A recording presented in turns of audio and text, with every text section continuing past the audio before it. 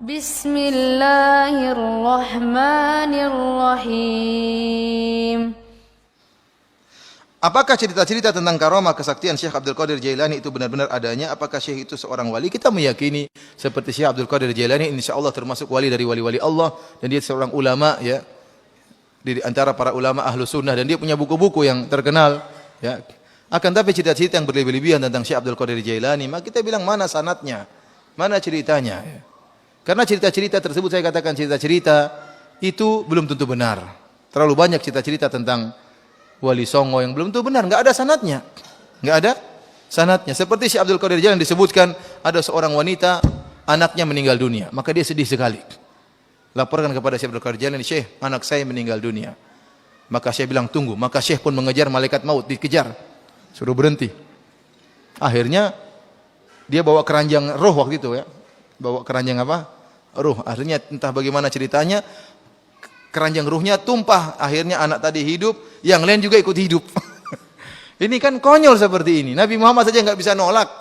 Datang malaikat maut, waktunya meninggal. Ini Syekh Abdul Qadir Jalil menghentikan malaikat maut, suruh mengembalikan mayat. Ya ini enggak mengembalikan ruh.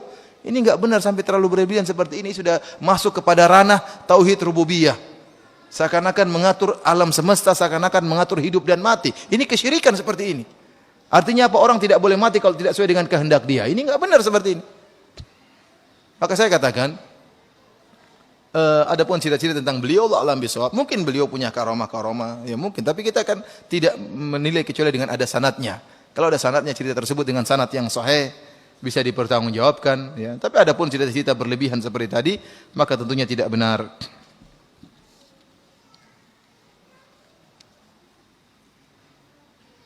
Bagaimana jika ada seorang ustadz yang mengaku menguasai ilmu-ilmu syariah tapi tanpa proses belajar? Istilahnya memiliki ilmu laduni, apakah ini termasuk karomah juga? Bisa jadi ustadz tersebut bohong, bisa jadi dari apa namanya? Dari syaitan. Ya. Ingat Rasulullah SAW mengatakan innamal ilmu bitta'allum. Ilmu itu diperoleh dengan apa?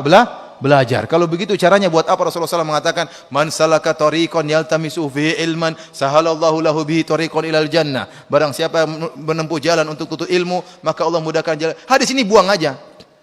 Enggak usah jalan-jalan, diam aja di rumah tahu-tahu punya ilmu. Kalau begitu kenapa dulu Imam Bukhari bodoh sekali jalan bersafar jauh-jauh cari ilmu hadis?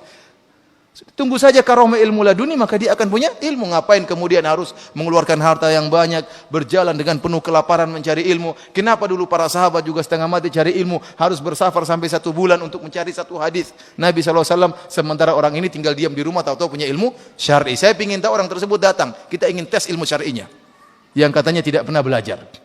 Saya yakin dia pendusta, atau ilmu yang dapat memang ada jin yang agak pintar masuk dalam otaknya. Iya. Tidak benar, dari mana ceritanya seperti itu?